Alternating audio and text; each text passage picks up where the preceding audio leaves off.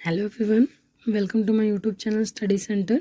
I hope you all are doing and आप लोगों की प्रिपरेशन काफ़ी अच्छी चल रही होगी। जैसा कि आप सबको पता है हमारा एग्ज़ाम बहुत ही नज़दीक है। विद इन 1 मंथ हमारा एग्ज़ाम हो सकता है, तो हमारे पास सिर्फ सितंबर तक का मंथ है हमारी प्रिपरेशन के लिए, ठीक है।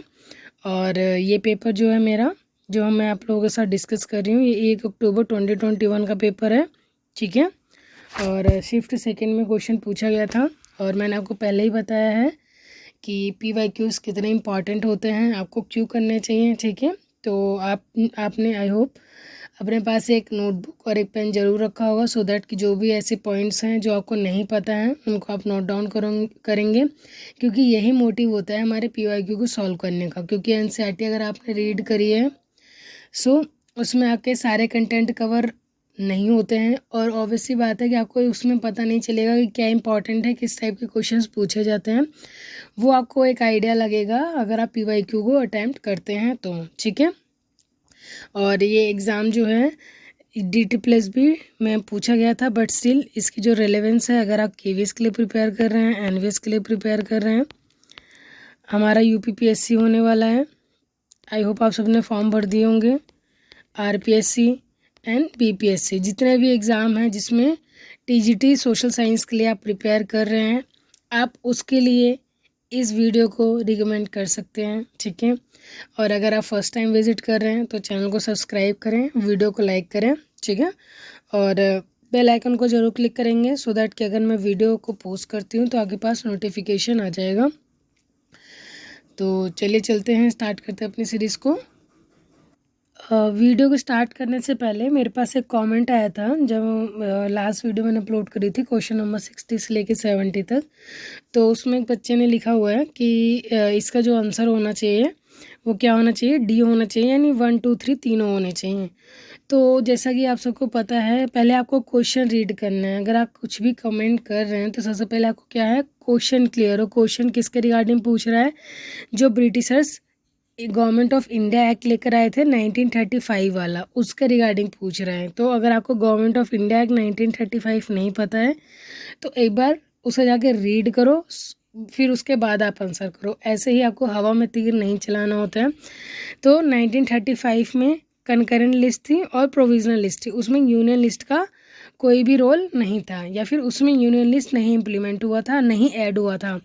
ये तीनों जो लिस्ट हैं वो कब आई हैं हमारे पास, जब हमारा शेड्यूल जो है 7 अगर आपने पढ़ा है तब हमारे उस शेड्यूल 7 में ऐड किया गया है, जिसमें से, ठीक है। तो आई होप इतना को क्लियर होगा। एक बार आप क्या करेंगे कि जो हमारा इंडिया एक्ट है 1935 वाला, उसे एक बार अच्छे से रीड करो, फिर उसके बाद आप दोबारा कमेंट करो मुझे राइट आंसर की क्या होना चाहिए इसका राइट आंसर। चलिए ठीक है, आई होप इतना क्लियर होगा आपको। तो आज के सेशन को स्टार्ट करते हैं। आज हम क्वेश्चन नंबर 81 से लेके 100 तक डिस्कस करेंगे। इट मीन्स कि आज ये जो PYQ है हमारा 1 अक्टूबर शिफ्ट 2 वाला, आज हम इसको सॉल्व कर देंगे पूरा विद प्रॉपर एक्सप्लेनेशन। एक्सप्लेनेशन इसलिए प्रोवाइड की जाती है क्योंकि हमें पता नहीं है कि किस लेवल तक क्वेश्चन पूछे जा रहे हैं और कौन से क्वेश्चन पूछे जा रहे हैं। तो अगर आप एक्सप्लेनेशन कर रहे हैं तो उस रेलेवेंट टॉपिक का आपको पूरा आइडिया लग जाता है कि ये जो टॉपिक है इसको मैं और कितना अपने प्रिपेयर करके चलूँ कि अगर इससे रिलेटेड किस टाइप के क्वेश्चंस और बन सकते हैं, उसे मैं क्या कर सकूँ, ईजिली सॉल्व कर सकूँ, ठीक है। सो आज की सीरीज़ का हमारा फर्स्ट क्वेश्चन है, that is question number 81। In India the councillor of the general body of municipal corporation are elected for a term of dash year. तो जो भारत में नगर निगम के सामान्य निकाय के पार्षदों को कितने सालों के लिए चुना जाता है।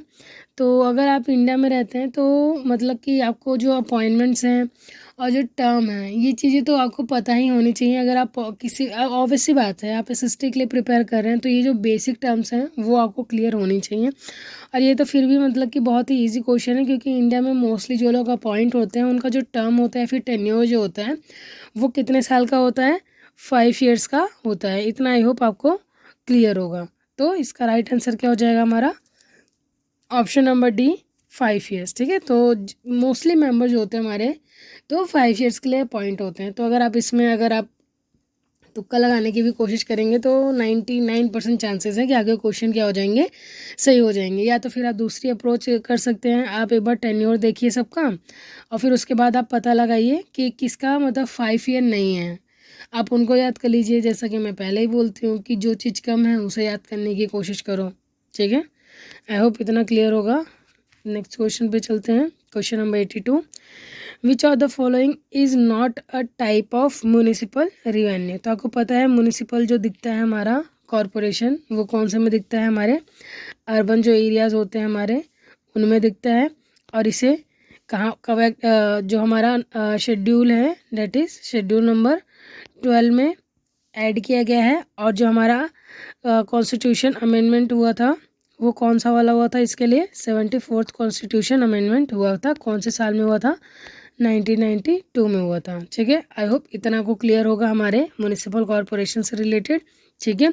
और ये वाला जो क्वेश्चन है कि कौन सा शेड्यूल में है और कौन से क्या कहते हैं कि अमेंडमेंट्स आया था, ये क्वेश्चन मतलब कि बहुत बार पूछा जाता है। तो जो क्वेश्चन बहुत बार पूछे गए हैं, आप मेरी PYQ वीडियोस को देख रहे हैं तो उनको तो ऑब्वियस सी बात है आप याद करके चलेंगे, क्योंकि वो फ्री के नंबर हैं आपके लिए। और जो नए टॉपिक आपको मिलते जा रहे हैं हर एक वीडियो में, उसको आप नोट डाउन करते जाएंगे, उन्हें भी रिवाइज करेंगे, एक्सप्लेनेशन को अच्छे से देखेंगे, फिर देखिए कितना ईजिली अगर पेपर क्रैक होता है, ठीक है। तो इसका राइट आंसर हम देखते हैं। तो राइट आंसर क्या हो जाएगा, डिपॉजिटरी रिसिप्ट हमारा क्या हो जाएगा, राइट आंसर हो जाएगा। ये क्या होता है, हमारे जो म्यूनिसिपल रिवेन्यू है उसका पार्ट नहीं है। तो जो बाकी की टर्म्स हैं एक बार उन्हें हम देख लेते हैं कि ये टर्म्स क्या कहलाती हैं, क्योंकि ऑब्वियस सी बात है इन फ्यूचर, ऑब्वियस सी बात है कि आपको अगर नहीं पता है तो अगर ये क्वेश्चन एग्जाम में आता है तो अगर आप क्वेश्चन याद भी करके जाओगे फिर भी चांसेस होते हैं कि आपके माइंड से स्किप हो जाए कि अनटिल अनलेस कि आपके पास जो भी टॉपिक है वो क्लियर ना हो। तो टैक्स रिवेन्यू क्या होता है, ये कर राजस्व होता है, income earn by government through direct और इनडायरेक्ट टैक्सेस। तो टैक्स रिवेन्यू एक कॉमन टर्म है, इसके बारे में आई होप आप सबको पता होगा। ये गवर्नमेंट को मिलता है डायरेक्ट और इनडायरेक्ट के फॉर्म में। डायरेक्ट टैक्सेस वो होते हैं जो पे करता है उसी के ऊपर लगाया जाता है। लेट्स सपोज कि इनकम टैक्स है हमारा, जिस पे लगाया गया है वही इंसान जाके पे करके आता है, तो क्या हो जाएगा, हमारा डायरेक्ट टैक्स का एग्जाम्पल हो जाएगा। बट जो हमारे GST है ये क्या है, one of the indirect tax का एग्जाम्पल है। जैसे कि वो जिसके ऊपर लगाया गया है लेकिन पे कोई और करता है, ठीक है। जैसे मतलब कि कंपनी, आप बिस्किट्स परचेज करके लाते हैं तो आप अगर उस पर 5 रुपीज़ पे कर रहे हैं, ठीक है, आपने बिस्किट्स को पे करे हैं, तो उसमें कुछ ना कुछ पार्ट होता है टैक्स का। लेकिन वो टैक्स किसके ऊपर लगाया गया है, हमारे जो कंपनी है, जो मैन्युफैक्चर है उसके ऊपर लगाया गया है। वो तो ट्रांसफ़र कर दिया जाता है कस्टमर के ऊपर, ठीक है। तो लगाया गया कंपनीज के ऊपर, बट उसे इनडायरेक्टली पे किसने करा है, कस्टमर ने पे करा है, जो उसे क्या कर रहा है, कंज्यूम कर रहा है। तो ये क्या हो जाएगा, हमारा इनडायरेक्ट टैक्स का एग्जाम्पल हो जाएगा। तो आई होप इतना आपको क्लियर होगा। नेक्स्ट होता है हमारा octroi. Octroi local entry tax है जो किस पे लगाया जाता है, गुड्स एंटरिंग अ सिटी। तो आपको पता होगा कि हम जैसे इंटरनेशनली ट्रेड करते हैं तो ऑब्वियसली बात है विद इन द कंट्री भी ट्रेड होता है। एक प्रोडक्ट दूसरे प्रोडक्ट एक स्टेट से दूसरे स्टेट्स, एक डिस्ट्रिक्ट से दूसरे डिस्ट्रिक्ट्स में क्या होते हैं, ट्रांसफ़र होते हैं। तो उस पर भी ऑब्वियसली बात है, लेट्स सपोज जैसे हम दिल्ली में हैं या फिर हम यूपी में हैं, अपना कोई प्रोडक्ट हमें दूसरे स्टेट में भेजना है, तो उसके लिए जो दूसरे स्टेट में जा रहा है तो हो सकता है कि वहाँ का जो स्टेट के अलग टाइप्स के फॉर्म्स हों, अलग टाइप के टैक्सेस उन पर इम्प्लाई होते हों, तो वो उसके अकॉर्डिंग चलेगा। तो ये जो होता है कि हम ट्रेड कर रहे हैं but with in the country कर रहे हैं, तो उस पर जो मतलब कि टैक्स लगता है वो हमारा क्या बन जाता है, ऑक्ट्राई हो जाता है। और आपको पता है कि टैक्स का लेना देना किससे होता है, हमारे गवर्नमेंट से होता है। नेक्स्ट हमारा ग्रांट्स इन एड। तो ग्रांट्स इन एड क्या होता है, जो सेंटर गवर्नमेंट जो होता है वो क्या करता है, स्टेट्स को पे करता है सब स्पेसिफिक पर्पस के लिए। जैसे कि आपको पता होगा कि जो सेंटर में है वो ज़रूरी नहीं कि वही क्या हो, स्टेट में भी हो। तो ऑब्वियसली बात है, लेट्स सपोज हम दिल्ली में हैं, ठीक है, तो हमारे पास सेंटर से हमारी जो गवर्नमेंट है, दिल्ली गवर्नमेंट, इनको कुछ फंड्स दिए जाते हैं ठीक है। एक तरीके से बोला जाए कि हर एक स्टेट का अपना अलग बजट होता है जो वो एलोकेट करते हैं। जैसे आपने अगर सेंटर के बजट्स वगैरह को आपने देखा हो इकोनॉमिक्स में, कभी आपने पढ़ा हो इन फ्यूचर, या फिर कभी भी आप पढ़ेंगे, या फिर कभी आपने पढ़ा हो ऐसे रिवाइज किया हो, तो आपको पता होगा कि हर कोई अपना क्या करता है, बजट बना के चलता है। इवन एक हाउस होल्ड जो होते हैं वो भी अपना बजट बना के चलते हैं, तो उनके लिए कुछ ना कुछ उन्हें पैसे की ज़रूरत पड़ती है। तो ग्रांट्स इन एंड ये होता है कि जो सेंट्रल गवर्नमेंट है वो स्टेट गवर्नमेंट को एज अ बजट एलोकेट करती है, सो दैट कि वो अपने एक्सपेंसेस क्या कर सकें, वियर कर सकें। ठीक है। नेक्स्ट होता है हमारा डिपॉजिटरी रिसिप्ट होता है। ये फाइनेंशियल इंस्ट्रूमेंट्स है allowing domestic investor to hold foreign company share. तो ये क्या है, ऑब्वियसली बात है, इसमें क्या हो रहा है कि लेट्स सपोज हम हैं, हमने किसी फॉरेन कंपनी है उसमें उसके शेयर्स बाय कर लिए हैं, तो इसका स्टेट की गवर्नमेंट से कोई लेना देना नहीं है, क्योंकि मैंने शेयर बाय करे हैं, वो मुझे मिले हैं। ठीक है। तो ये हमारा क्या हो जाएगा, राइट आंसर हो जाएगा यहाँ पर। आई होप ये टर्म्स आपको क्लियर होंगे यहाँ तक। कुछ भी डाउट होता है कमेंट बॉक्स में मेंशन करना है। और मैंने आपको प्रीवियस वीडियोस में भी बोला है कि जो आंसर हैं मोस्टली चांसेस हैं कि जो 2021 में पेपर हुआ था, जो उसकी आंसर की आई थी उसके अकॉर्डिंग पेपर है, तो उसके अकॉर्डिंग मैं आपको ये क्वेश्चन पेपर के सॉल्यूशन प्रोवाइड करा रही हूँ। तो हो सकता है कि कुछ क्वेश्चन अकॉर्डिंग टू 2025 ना फिट बैठे, गलत हों, तो आपको खुद ही उन्हें रिवाइज करना है। ऐसा नहीं है कि आपको क्या कहते हैं कि ये सोचना है कि मैं आपको कोई गलत कंटेंट प्रोवाइड कर रही हूँ। अगर आपको ऐसा कुछ इशू आता है तो आप ऑफिशियल वेबसाइट पर विजिट करो, मैंने आपको डेट दे रखी है, शिफ्ट दे रखा है, क्वेश्चन पेपर सर्च करो, उसकी आंसर की देखो, देन आप मुझे बोलो कि आपने गलत करवाया है। ठीक है। बाकी आप अपने कॉन्सेप्ट को रिवाइज करते चलेंगे। कोई बुक अगर आप रीड करते हैं तो बुक में भी हो सकता है कई बार डाटा जो होता है हमारा वो पुराना होता है, तो उसे भी हम क्या करते हैं, रिवाइज करते हैं। ठीक है। तो आपको अपडेट रहना है।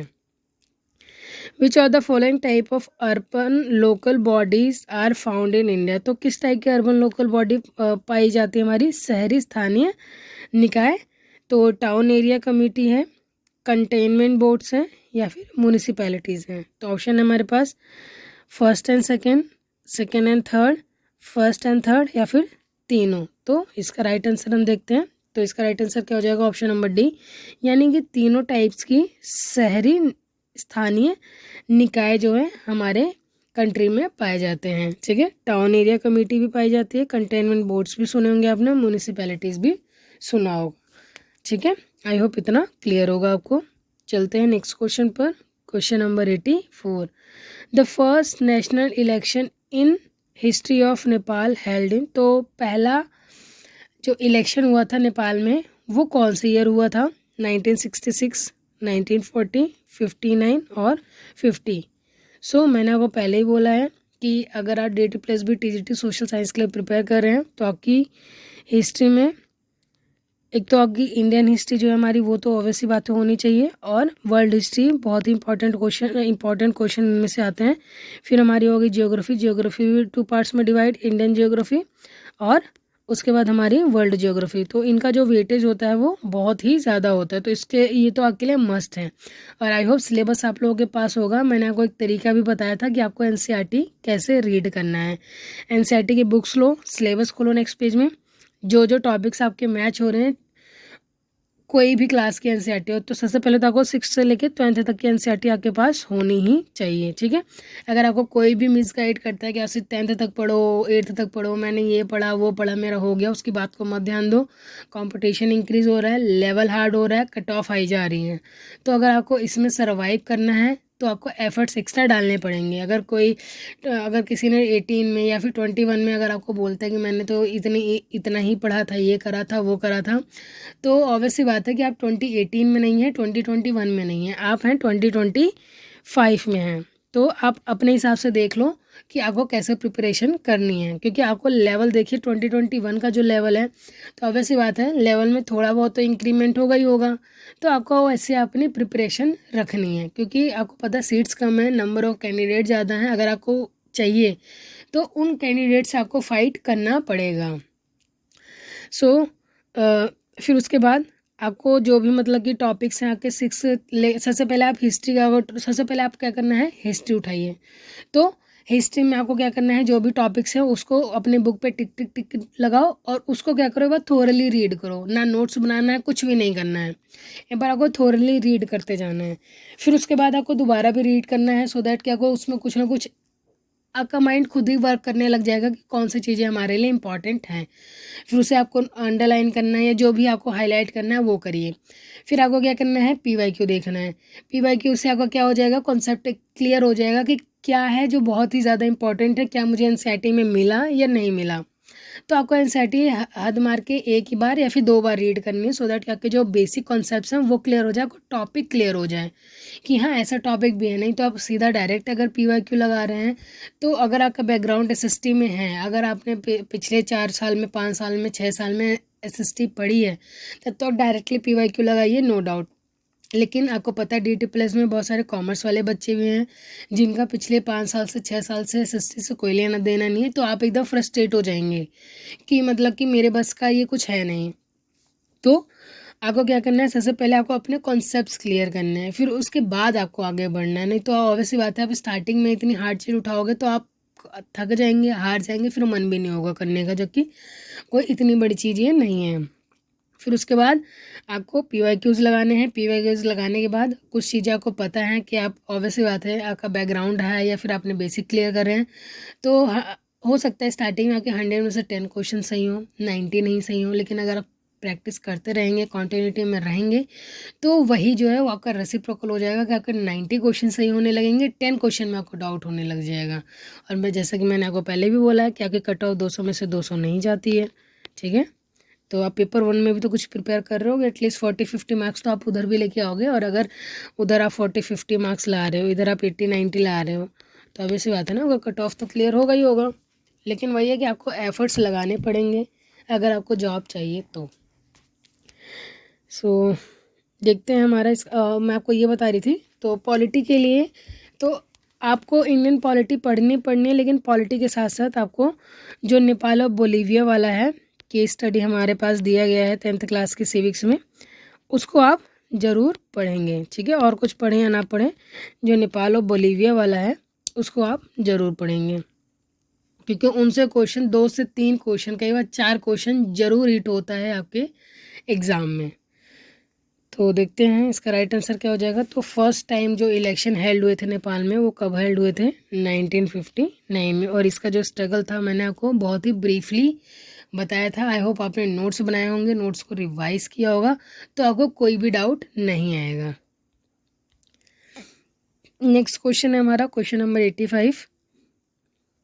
By April 1963 the panchayat system in Nepal, again Nepal से क्वेश्चन आ गया, become fully operational, which of the following statement are correct regarding this system. तो अप्रैल 1963 तक नेपाल में पंचायत प्रणाली पूरी तरह से चालू हो गई थी। इस प्रणाली के बारे में निम्नलिखित में से कौन सा कथन सही है हमारा। फर्स्ट स्टेटमेंट है, it was established by king Mahendra after a royal coup. तो ये किसके द्वारा एस्टैब्लिश किया गया था, किंग महेंद्र के द्वारा। Second, it was a partyless system, इसमें कोई पार्टी नहीं थी। या फिर it was a 2 tier of system, ये क्या है, 2 स्तरीय प्रणाली थी। तो देखते हैं हमारा राइट आंसर क्या हो जाएगा। ऑप्शन नंबर फर्स्ट और सेकंड जो हमारे स्टेटमेंट्स हैं वो हमारे क्या हो जाएंगे, राइट आंसर हो जाएंगे। यानी कि इसको किंग महेंद्र ने क्या किया था, एस्टैब्लिश किया था, और वो भी किसके लिए, शाही तख्ता पलट के बाद। एंड सेकंड है ये क्या था, पार्टीलेस सिस्टम था, क्योंकि उस टाइम पे वहाँ पर कोई इतनी पार्टी का बोलबाला या फिर इतना क्रेज़ नहीं था, या फिर नहीं थी पार्टी उस टाइम पे। चलते हैं नेक्स्ट क्वेश्चन पर, question number 86। Which article talks about application of the directive principle in Indian constitution. तो कौन सा अनुच्छेद भारतीय संविधान में निर्देशक सिद्धांतों के अनुप्रयोग के बारे में बात बताता है। तो इसमें DPSP कौन से आर्टिकल से लेके कौन से आर्टिकल तक डील करता है ये नहीं पूछा, इसमें पूछा जो डायरेक्टिव प्रिंसिपल है उसका एप्लीकेशन जो है वो कौन से आर्टिकल में दिया गया है। तो ऑप्शन है हमारे पास आर्टिकल 29, 37, 40 और 39। तो सबसे पहली बात, ये तो हमारे फंडामेंटल राइट से रिलेटेड है, तो ये तो यहाँ पर आना नहीं चाहिए। ठीक है। बाकी इन तीनों में हमें पता लगाना है। तो इसका राइट आंसर क्या हो जाएगा हमारा, आर्टिकल नंबर 37 हमारा क्या हो जाएगा, राइट आंसर हो जाएगा। ठीक है। तो अगर हम थोड़ा आर्टिकल्स को देखें तो आर्टिकल 29 क्या है, protection of interest of minorities. तो ये हमारा क्या होता है, फंडामेंटल राइट्स का पार्ट है। नेक्स्ट है article number 37 application of directive principle. 39 principle of economic justice यानी आर्थिक न्याय के सिद्धांत के बारे में बताता है। और 40 क्या बोलता है, ऑर्गेनाइजेशन ऑफ विलेज पंचायत। तो पंचायत जो ग्राम पंचायतों का संगठन है उसके बारे में ये डील करता है। ठीक है। तो डीपीएसपी के जो भी आपके आर्टिकल्स हैं एक बार उन्हें आपको आर्टिकल और उनकी हेडिंग याद कर लेना। ऐसे आपका फंडामेंटल राइट में भी आपको आर्टिकल याद करने हैं और उनकी हेडिंग याद करनी है। कई बार एक दो क्वेश्चन देखने को मिल जाते हैं तो आपको याद रहेगा तो अच्छा रहेगा, नहीं आता है तो वेल एंड गुड, क्योंकि मैंने आपको बोला है कि आपको एक्स्ट्रा पढ़ के ही जाना है, कम नहीं पढ़ना है, एक्स्ट्रा पढ़ के जाओ। नहीं आता है तो कोई बात नहीं, अगर आ जाता है तो फिर दिक्कत आ जाएगी। सो ये हमारे क्या हैं, डीपीएसपीज हैं जो डील करते हैं। तो सबसे हमारा डील कहाँ से करता है, 36 से लेकर 51 तक हमारा क्या है, डीपीएसपी है। और इसे हमने कहाँ से लिया है, ईरान के कॉन्स्टिट्यूशन से, आयरिश कॉन्स्टिट्यूशन से, यानी आयरलैंड के कॉन्स्टिट्यूशन से हमने इसको लिया था। ठीक है। और देखते हैं एक बार। ठीक है। तो 36 क्या करता है, डेफिनेशन देता है स्टेट्स की। फिर उसके बाद 37 application of principle containing this part. तो मैंने अभी आपको बताया यही क्वेश्चन पूछा गया था हमारा। नेक्स्ट है हमारा 38 state to secure a social order for promotion of welfare. 39 में है certain principle policies to be followed by state. 39 A में क्या है, इक्वल जस्टिस और फ्री लीगल एड देना है सबको।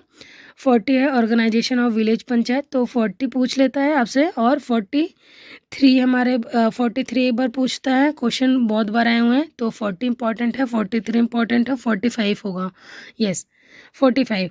इसमें क्या है कि जो अर्ली चाइल्डहुड केयर है उससे रिलेटेड प्रोविजंस हैं और लिविंग वेजेस एक्सेट्रा जो वर्कर से रिलेटेड है वो हमारे आर्टिकल 43 से रिलेटेड हैं। तो और 50 देख लीजिए एक बार, इसमें क्या होता है, सेपरेशन है जुडिशरी फ्रॉम एग्जीक्यूटिव्स। ठीक है। तो इतना ये कुछ 2-3 इंपॉर्टेंट डीपीएसपीज हैं जो फ्रिक्वेंटली पूछे जाते हैं। तो इनको आप एक बार अच्छे से देख लेंगे, बाकी आप सारे याद कर लेंगे। तो मैंने आपको बताया कि जितना ज़्यादा आप याद करेंगे उतना अच्छा आपके लिए रहेगा। बाकी फिर हम इनको याद करने के लिए 3 पार्ट्स में डिवाइड करते हैं। पहला होता है हमारा सोशलिस्टिक प्रिंसिपल होता है जिसमें सोसाइटी इन सब के बारे में ज़्यादा ध्यान दिया जाता है। दूसरा होता है हमारा गांधीयन प्रिंसिपल। गांधीयन प्रिंसिपल में क्या होता है, जैसे आपको पता है कि गांधी जी का कहना था कि जो भारत की आत्मा है वो कहाँ बसती है, गाँव में बसती है। तो सबसे पहले क्या करना है, हमें गाँव को डेवलप करना है। तो जो भी हमारे रूरल्स एरिया हैं, जो मतलब कि छोटे मोटे एरियाज़ हैं, उनसे रिलेटेड जो भी आर्टिकल्स हैं वो गांधीयन प्रिंसिपल में आते हैं। फिर होते हैं हमारे लिबरल एंड इंटेलेक्चुअल प्रिंसिपल्स जो हमारे लिबर्टी को शो करते हैं। ठीक है। तो इस तीन पार्ट्स में हम इनको डिवाइड करते हैं। हालांकि रियल में ऐसा कोई डिवीज़न नहीं है। आई होप ये आपको पता होगा, क्योंकि मैं इतना एक्सपेक्ट कर रही हूँ कि आप DAT+ भी TGT सोशल साइंस के लिए प्रिपेयर कर रहे हैं। तो आप में से बहुत सारे बच्चे मास्टर्स डिग्री हैं, BEd हैं, CTET क्वालिफाइड हैं। तो आप लोग इतने मैच्योर हैं कि आपको ये छोटी मोटी चीज़ें पता होगी। अब finance commission in India is constituted after the expiration of every dash year. तो भारत में एक वित्त आयोग का गठन हर डैश साल की समाप्ति के बाद किया जाता है। तो कितने साल की समाप्ति के बाद किया जाता है, हर 5 साल में क्या होता है, इनका टेन्योर ख़त्म होगा। फिर उसके बाद क्या होगा, दूसरा आयोग का गठन किया जाएगा। Next question number 88 which article of the Indian constitution give its citizen freedom to manage religious affairs. तो मतलब कि कौन सा आर्टिकल है जो हमें सिटीजन्स को प्रोवाइड करता है कि हम क्या कर सकते हैं, अपने रिलीजियस जो मैटर्स हैं या रिलीजियस अफेयर्स हैं उनको मैनेज कर सकते हैं। तो आर्टिकल 20, 17, 26 या फिर 24। तो जैसा मैंने आपको बोला कि आर्टिकल्स जो फंडामेंटल राइट्स हैं और जो आपके DPSPs हैं एक बार इनको करके चले जाइए। एक बार आप फंडामेंटल ड्यूटीज़ भी देख के जाएंगे बट उनका कोई आर्टिकल से लेना देना नहीं होता है।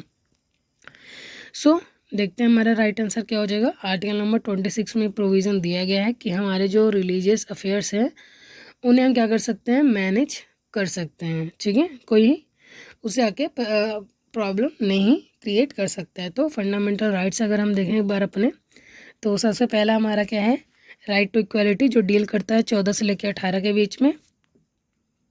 Equality before law article 14, prohibition of discrimination article 15, equality opportunity 16, abolition of untouchability 17, abolition of title 18, ठीक है। एंड फिर उसके बाद राइट टू फ्रीडम है, freedom of speech and organize article 19, और आर्टिकल 9 में भी आपको 5-6 चीज़ें दी गई हैं, तो वो भी आपसे कई बार पूछ लेता है। फिर protection in convention for offence, किसी भी हम ऑफेंस जो हमारे रिगार्डिंग होता है उससे हम क्या कर सकते हैं, अपने आप को बचा सकते हैं, आर्टिकल 20 में दिया गया है। And right to life and liberty article क्या दिया गया है, 21 में दिया गया है, ठीक है। ये one of the most important article है। और इसी के बाद आपको पता है कि आर्टिकल 21 में हमारा क्या है, राइट टू एजुकेशन है, प्रोटेक्शन फ्रॉम आर्बिट्री अरेस्ट, कोई भी हमें धोखेबाजी में अरेस्ट कर रहा है तो हम उससे कैसे प्रोटेक्शन पा सकते हैं, आर्टिकल 22 में। नेक्स्ट हमारा राइट अगेंस्ट एक्सप्लॉयटेशन, तो अगर हमारा एक्सप्लॉयटेशन हो रहा है तो उसके अगेंस्ट प्रोटेक्शन है, that is prohibition of human trafficking 23, protection of child labour 24। Next है right to freedom of religion, तो freedom of conscience and profession, मतलब कोई भी प्रोफेशन चूज कर सकते हैं अपनी विल के अकॉर्डिंग, तो वो किस में उसमें लिखा हुआ है, आर्टिकल 25 में। Article 26 freedom to manage religious affair, तो यही क्वेश्चन आया था हमारा। 26 फ्रीडम फ्रॉम रिलीजियस टैक्सेशन, मतलब जो आपके रिलीजियस कुछ माइनॉरिटीज़ वाले जो हम इंस्टीट्यूशंस वगैरह देखते हैं तो उसमें टैक्स वगैरह नहीं लगता, जैसे कि आपको पता होगा हमारे मंदिर वगैरह में जो भी चंदा वगैरह आते हैं वो टैक्सेबल इनकम नहीं होती हैं। नेक्स्ट है फ्रीडम फ्रॉम रिलीजियस इंस्ट्रक्शन, ठीक है, तो ये है हमारा 28 में।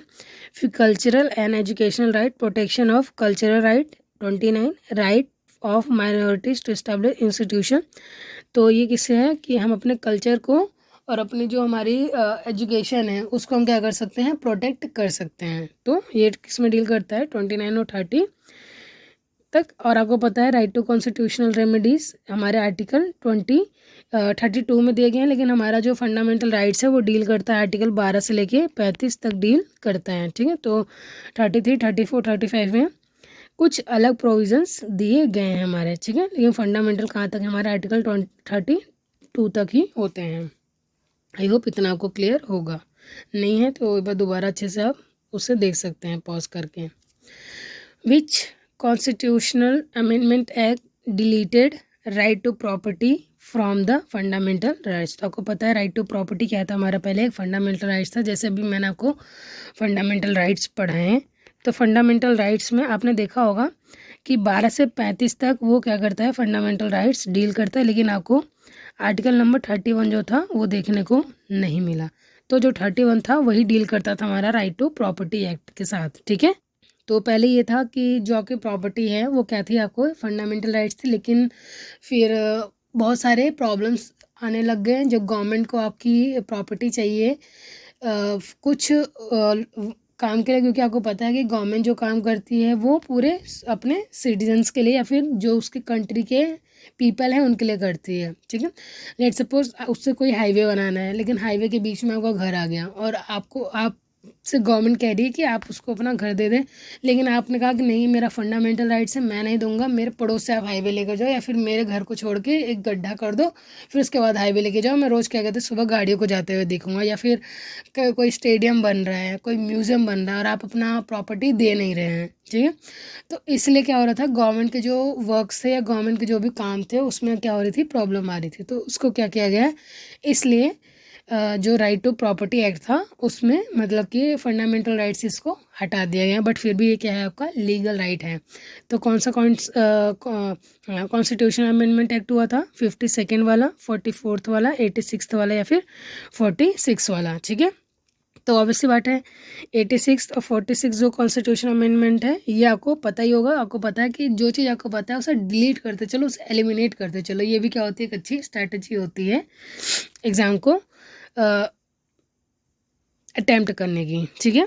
तो देखते हैं हमारा राइट आंसर क्या हो जाएगा। ऑप्शन नंबर 44 कॉन्स्टिट्यूशनल अमेंडमेंट के में क्या किया गया था, जो राइट टू प्रॉपर्टी एक्ट है उसको हटाया गया था। ठीक है, सो थोड़ा देख लेते हैं जो बहुत ही ज़्यादा इम्पॉर्टेंट कॉन्स्टिट्यूशनल अमेंडमेंट एक्ट्स हैं। ठीक है, तो फर्स्ट हमारा है 1951 में हुआ था, जो 9th शेड्यूल हमारा ऐड किया गया था, लैंड रिफॉर्म्स किया गया था, क्योंकि आपको पता है कि उस टाइम पे लैंड रिफॉर्म्स लाना कितना ज़्यादा ज़रूरी था, क्योंकि जो बहुत ही बड़े मनी लैंडर्स थे उनके पास सारी लैंड चली गई थी। आपको पता है कि जो फार्मर्स थे उनकी कंडीशन कितनी ज़्यादा ख़राब कर दी थी ब्रिटिशर्स ने। वो जो 3 रिफॉर्म्स वो उन्होंने ऐड करा था, that is Ryotwari, Mahalwari, permanent settlements, आपने हिस्ट्री में पढ़ा होगा इन सबको। ठीक है, तो उसको हटाने के लिए सबसे पहला शेड्यूल ऐड किया गया, क्योंकि उससे पहले हमारे पास 8 शेड्यूल थे। तो 9 शेड्यूल फर्स्ट अमेंडमेंट एक्ट 1951 में ऐड किया गया, जो कि किससे रिलेटेड था, हमारा लैंड रिफॉर्म से रिलेटेड था। तो ये क्वेश्चन भी पूछा जाता है। फिर होता है हमारा 7th schedule 1956 reorganize state abolish ABCD classification. तो पहले आपको पता होगा कि जो हमारे स्टेट्स थे उनको क्लासीफाई किया गया था, ये A कैटेगरी में आते हैं, ये स्टेट्स B कैटेगरी में आते हैं, तो उनको हटा के स्टेट और प्रॉपर यूनियन टेरिटरीज बनाया गया। ठीक है, नेक्स्ट हमारा 10th constitutional amendment Dadra Nagar Haveli को ऐड किया गया था इंडिया में। 12th Goa Daman and Diu added as union territory. फिर 13 जो 1962 में है, Nagaland form with special status.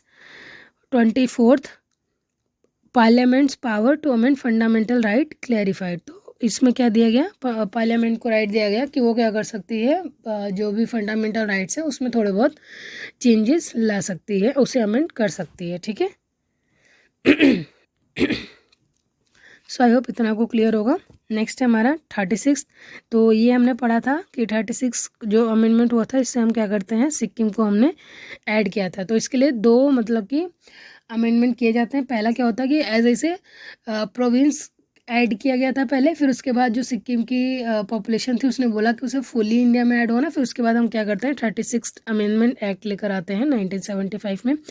ये आप जब स्टार्टिंग वाला आर्टिकल पढ़ रहे होंगे, लाइक सिटीजन से रिलेटेड है हमारा फर्स्ट मतलब पार्ट है हमारा, जिसमें आर्टिकल 1 से लेकर 4 तक डील किया गया है, तो उसमें आपने इसको पढ़ा होगा अपने पॉलिटी में। नेक्स्ट है हमारा 42nd कॉन्स्टिट्यूशन अमेंडमेंट 1976 में आया था।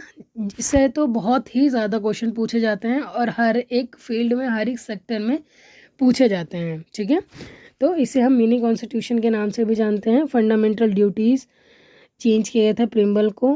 प्रिम्बल में आपको पता है वो 3 जो वर्ड्स थे उनको ऐड किया गया था। और स्ट्रेंथन सेंटर पावर, तो सेंटर पावर को क्या किया गया, स्ट्रेंथन किया गया था। ठीक है, नेक्स्ट 44th, इसमें क्या किया गया था, राइट टू प्रॉपर्टी को रिमूव किया गया, फंडामेंटल राइट से रिस्टोर किया गया, लिबर्टी पोस्ट इमरजेंसी। ठीक है, तो 1978, आप ईयर भी याद रख लो, ईयर भी आपसे पूछ लेता है कि ये वाला कॉन्स्टिट्यूशन अमेंडमेंट किस टाइम पे किया गया था।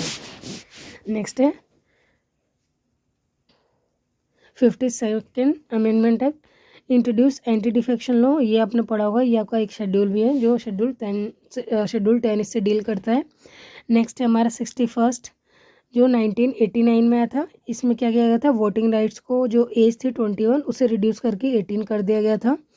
नेक्स्ट हमारा 73rd पंचायती राज को ऐड किया गया। 74 से अर्बन लोकल बॉडीज़ को ऐड किया गया, जस्ट अभी मैंने बताया। शेड्यूल 11 में पंचायत को ऐड किया गया, शेड्यूल 12 में म्यूनिसिपल या फिर अर्बन लोकल बॉडी को ऐड किया गया। 86th constitution amendment right to education 21 में डील किया गया 6 से 14 साल के बच्चों के लिए। ठीक है, और 91st limited size of minister strength and anti defection, इसमें है 101 हमारा क्या है, जीएसटी से रिलेटेड है। 103 10% रिजर्वेशन दिया गया था, जो कि हमारा क्या है EWS वाला जो आया था। नेक्स्ट हमारा 104 जो 2020 में है, इसने क्या किया, जो आपको पता होगा कि हमारे जो भी पार्लियामेंट है तो उसमें लेट सपोज अगर 545 सीट्स हैं, तो इसमें से जो 2 सीट्स होती थी वो एंग्लो इंडियंस के लिए क्या की गई थी, फिक्स की गई थी, लेकिन उसको क्या किया गया, हटा गया, क्योंकि हमें आज़ाद हुए 70 से 80 साल हो गए हैं, आपको पता है। और इतने में कोई एंग्लो इंडियन नहीं है। एंग्लो इंडियन होता है लेट्स सपोज जो मतलब कि जैसे उसका कोई एक पेरेंट हो वो इंडियन हो, कोई दूसरा पेरेंट जो है वो नॉन इंडियन है। ठीक है, तो उनके लिए क्या किया गया था, फिक्स किया गया था। फिर उसके बाद अब इतना हमें टाइम हो गया है तो कोई भी एंग्लो इंडियन ऐसा कोई बचा नहीं है, ठीक है। तो इसलिए क्या किया गया, इसको हटा दिया गया है। तो इसलिए अब इसको रिड्यूस करके कितनी सीट्स कर दी गई हैं, 543 सीट्स कर दी गई हैं। तो ऑब्वियसली बात है, ये कब आया, 2020 में है। तो हो सकता है उस टाइम पे पेपर में पूछा गया हो या ना पूछा गया, या फिर इस टाइम उन्होंने क्या आंसर माना था इसको, क्योंकि एक्ट आने में, इम्प्लीमेंट होने में टाइम लगता है। तो उसके अकॉर्डिंग अगर मैं आज 25 में कराऊंगी तो आप कमेंट बॉक्स में मेंशन कर देंगे कि मैम आपने तो गलत करवाया। तो बोलने से पहले थोड़ा आपको सोचना है, ठीक है। सिनेरियो देखना है कि क्या सिनेरियो उस टाइम था और क्या सिनेरियो इस टाइम है। तो आई होप ये जो इम्पोर्टेंट अमेंडमेंट्स हैं ये आपको क्लियर होंगे। चलते हैं नेक्स्ट क्वेश्चन पर। Question number 90। In India a parliament for the union consist of. तो भारत में संघ के लिए एक संसद में डैश होते हैं, प्रेसिडेंट ऑफ इंडिया होते हैं, काउंसिल ऑफ स्टेट्स होते हैं, या हाउस ऑफ पीपल होते हैं। तो क्या हो जाएगा हमारा राइट आंसर, तीनों ही हमारा क्या हो जाएगा राइट आंसर। यानी पार्लियामेंट जो है हमारी, उसके 3 पार्ट्स होते हैं, president of India, council of states जिसे हम क्या बोलते हैं, अपर हाउस बोलते हैं या फिर राज्यसभा बोलते हैं, और द हाउस ऑफ पीपल या हाउस ऑफ कॉमन्स जिसे हम क्या बोल देंगे, हमारा लोअर हाउस बोलते हैं, यानी कि लोकसभा बोलते हैं। इतना आपको क्लियर होगा क्योंकि ये क्या है, बेसिक सी चीज़ें हैं। तो ये हमारा क्या है, डिवीज़न है पार्लियामेंट का, ठीक है। जैसा कि मैंने अभी बताया, 2 मेंबर जो होते थे नॉमिनेट किए जाते थे प्रेसिडेंट ऑफ इंडिया द्वारा, एंग्लो इंडियन कम्युनिटी, जिसे क्या कर दिया गया, हटा दिया गया है, ठीक है। तो अब हम कहीं पर भी लिखेंगे तो 543 सीट्स लिखेंगे। चले फिर नेक्स्ट क्वेश्चन पर। एक चीज़ आपको पता होनी चाहिए कि जो राज्यसभा है, काउंसिल ऑफ स्टेट्स, इनका जो टेन्योर होता है वो 6 ईयर्स का होता है, बाकी सबका क्या है 5 ईयर्स का टर्म होता है। और ये 2/3 जो होते हैं वो क्या होते हैं, रिटायर होते रहते हैं, ठीक है। 1/3 ऑफ द मेंबर, 1/3 मेंबर, 2/3 तो इम्पीचमेंट के लिए यूज़ होता है, ठीक है।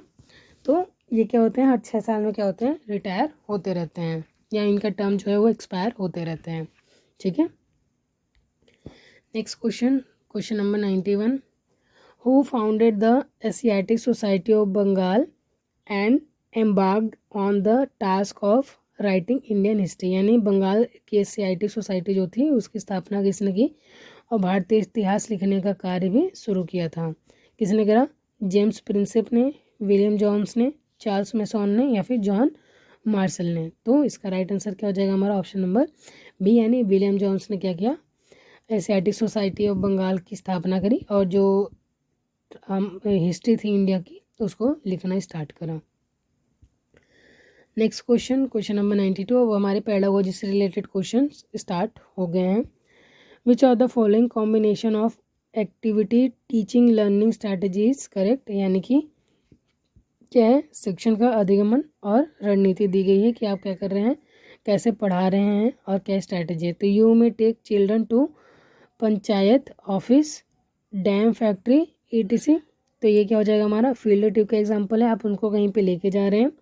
नेक्स्ट हमारा play the role of panchayat president who is addressing the member of gram sabha. ये क्या है, रोल प्ले।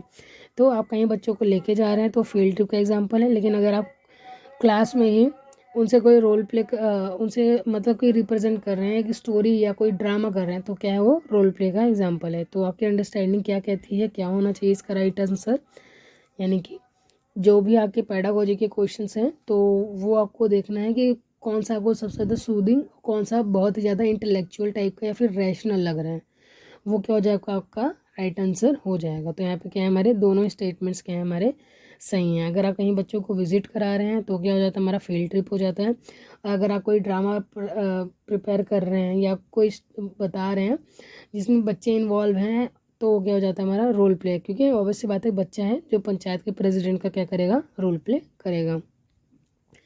नेक्स्ट क्वेश्चन है हमारा question number 93। Which of the following statement is not correct regarding formative assessment. तो आपने असेसमेंट के बारे बीएड के टाइम पे असेसमेंट्स के बारे में आपने पढ़ा होगा।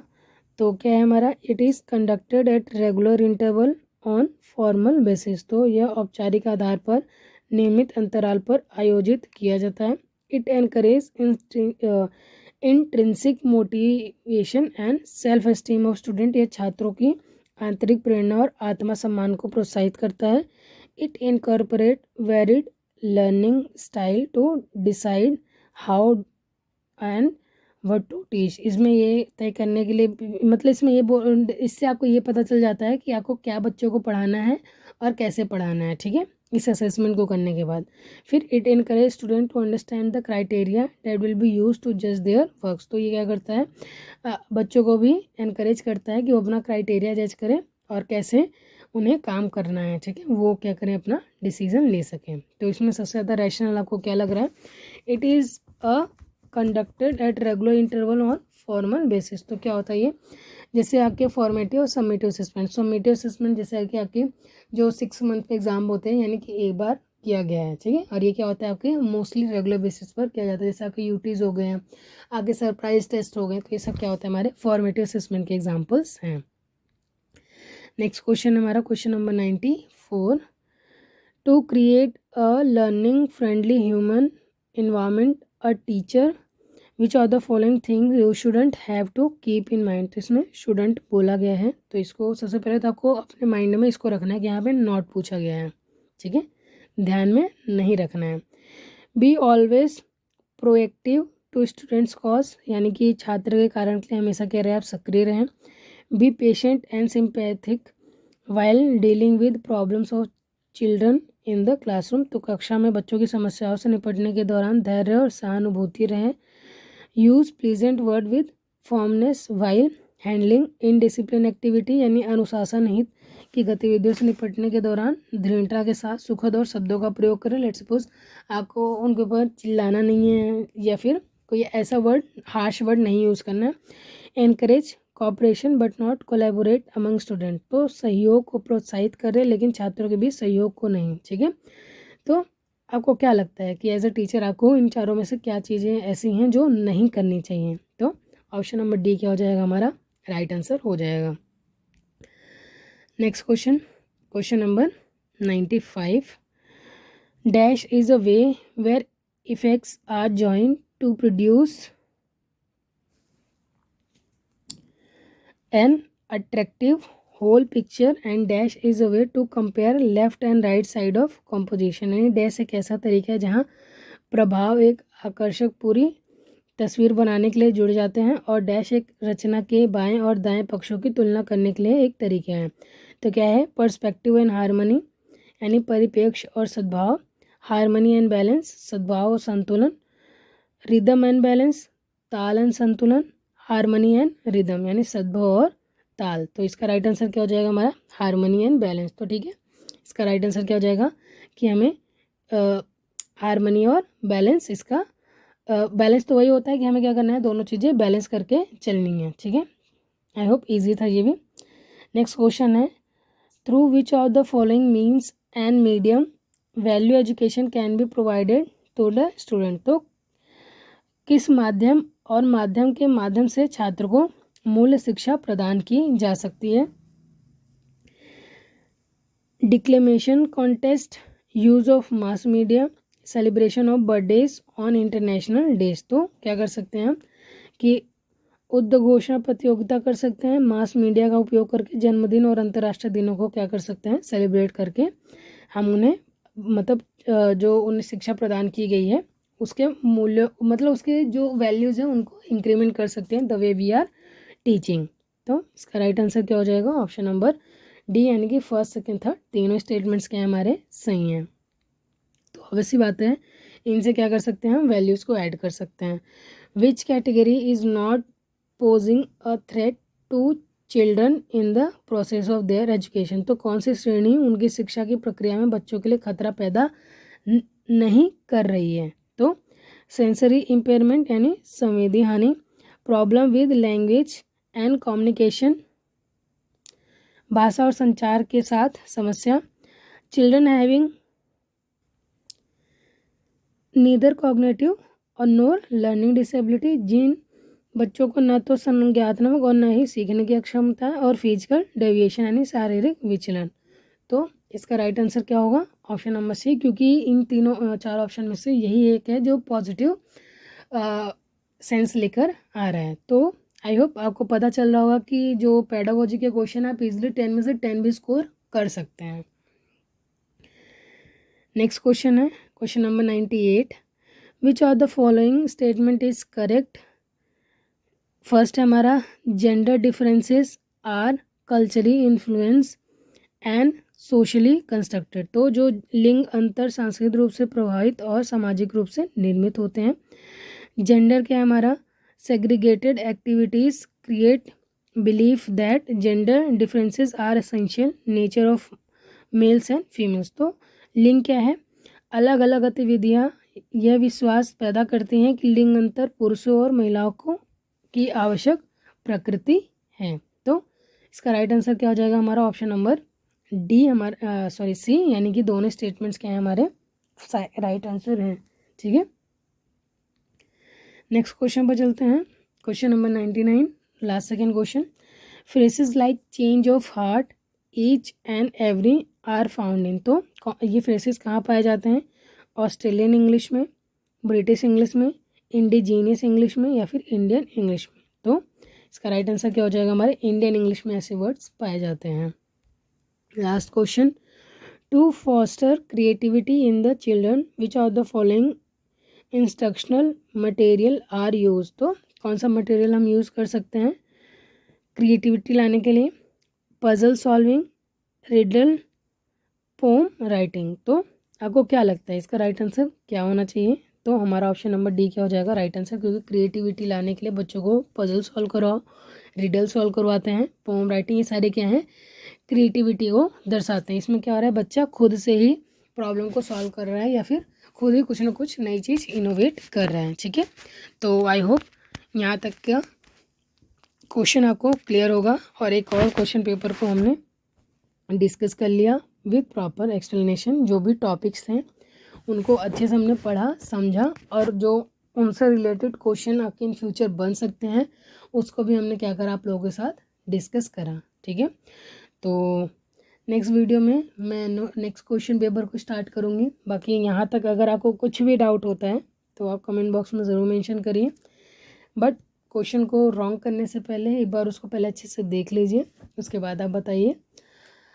और आई होप ये सेशन आपको पसंद आया होगा, तो लाइक और सब्सक्राइब करना ना भूलें। मिलते हैं नेक्स्ट वीडियो में, नेक्स्ट क्वेश्चन पेपर को स्टार्ट करेंगे। तब तक के लिए बाय।